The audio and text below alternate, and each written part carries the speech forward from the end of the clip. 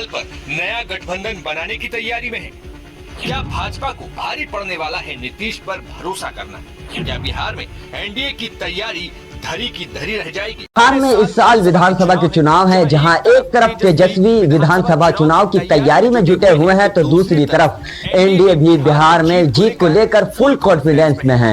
लेकिन इन सारों बातों के बीच सबसे बड़ी पॉलिटिक्स नीतीश कुमार को लेकर के बनी हुई है। नीतीश कुमार जो कि महागठबंधन से चुनाव लड़े, लेकिन इस बीच इतना इधर उधर हुए कि हर बार लगा कि अब तो चाचा पाला नहीं बदलेंगे, कस्में तक खाए कि बीच में दाएं बाएं हो गए, लेकिन अब कहीं नहीं जाएंगे। लेकिन विधानसभा चुनाव से ठीक पहले फिर से ऐसे संकेत मिल रहे हैं कि नीतीश कुमार फिर से सियासी चाल चल सकते हैं। हम पलटी मारना तो नहीं कहेंगे, क्योंकि हर पार्टी में कई नेताओं की ऐसी रीत रही है। हाँ, एक बात अच्छी जरूर नजर आती है कि नीतीश कुमार हर बार अपनी कुर्सी बचा ले जाते हैं और विरोधी कितना ही विरोध कर ले, लेकिन नीतीश कुमार को अपना मुख्यमंत्री मान ही लेते हैं।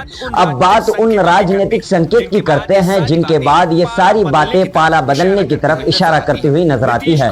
नीतीश कुमार के भाजपा से नाराजगी का अनुमान बताया जा रहा है कि वो इसलिए कि अब मीडिया से वो मुखातब नहीं हो रहे। जब नीतीश कुमार चुप होते हैं तो बिहार में कोई सियासी खेल हो जाता है। का दूसरा कारण ये भी बताया जा रहा है कि नीतीश कुमार दिल्ली गए तो उन्होंने दिवंगत प्रधानमंत्री डॉक्टर मनमोहन सिंह के परिजनों से मुलाकात की, लेकिन भाजपा नेताओं से मिलना उन्होंने मुनासिब नहीं समझा। ऐसा तब हुआ जब नीतीश कुमार के सहयोग से ही केंद्र में नरेंद्र मोदी की सरकार चल रही है। उन्होंने हफ्ता 10 दिन पहले अमित शाह द्वारा बुलाए गए बैठक में शिरकत करने से भी परहेज कर दिया था। जबकि एनडीए सरकार में नीतीश कुमार की तरह ही भूमिका निभाने वाले आंध्र प्रदेश के मुख्यमंत्री चंद्रबाबू नायडू शामिल हुए थे। नाराजगी के अनुमान का तीसरा कारण दिल्ली विधानसभा चुनाव में भाजपा द्वारा जेडीयू को सीट देने से इनकार का भी बताया जा रहा है। जेडीयू के राष्ट्रीय कार्यकारी अध्यक्ष संजय झा और केंद्रीय मंत्री ललन सिंह ने प्रेस कॉन्फ्रेंस कर दिल्ली में चुनाव लड़ने की बात की थी।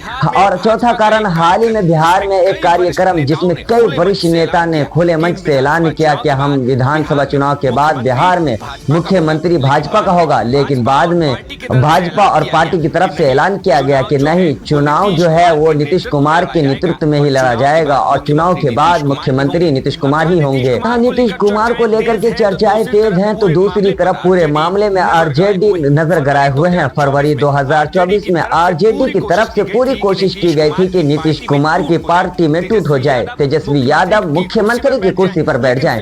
लेकिन फिलहाल नीतीश के भाजपा से अनबन की खबरें आने लगी है तो आरजेडी को फिर से उनके साथ आ जाने की आस बढ़ गई है। बिहार की सुगबुगाहट देख करके अनुमान लगाया जा सकता है कि कुछ महीने बाद कुछ नया हो सकता है। सबकी निगाहें नीतीश कुमार पर टिकी हुई है। इससे अलग होते हैं और इंडिया ब्लॉक में नहीं जाते हैं तो निश्चित तौर पर इंडिया ब्लॉक उन्हें बाहर भीतर से समर्थन दे करके सरकार में बना रहेगा। नीतीश का जाना एनडीए को न सिर्फ बिहार में बल्कि केंद्र में भी भाजपा के लिए खतरे की घंटी साबित हो सकता है।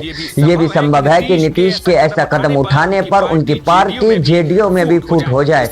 इसकी आशंका इसलिए है कि इन दिनों संजय झा और ललन सिंह भाजपा के ज्यादा करीब दिखाई दे रहे हैं। अगर नीतीश की सहमति के बगैर ही ऐसा होता है तो जेडीयू के लिए खतरे की घंटी होगी। एक संभावना ये भी है कि नीतीश कुमार विधानसभा भंग करके चुनाव में जाने का रास्ता चुन सकते हैं। वो पहले ही मिड टर्म पोल की बात कर चुके हैं। फिलहाल बिहार में अभी सियासी कशमकश जिस तरीके से दिख रही है उसमें कई तरीके के उलटफेर की संभावना जताई जा रही है। इधर एनडीए की ओर से दावा किया जा रहा है कि आरजेडी के दर्जन भर से अधिक नेता एनडीए में शामिल होने के लिए तैयार है, संपर्क में है। केंद्रीय मंत्री जीतन मांझी का दावा है कि तेजस्वी के पार्टी के दर्जन भर नेता उनके संपर्क में हैं। ऐसे में देखना होगा कि अगर नीतीश कुमार नया दाव चलते हैं तो भाजपा का प्लान बी क्या होने वाला है।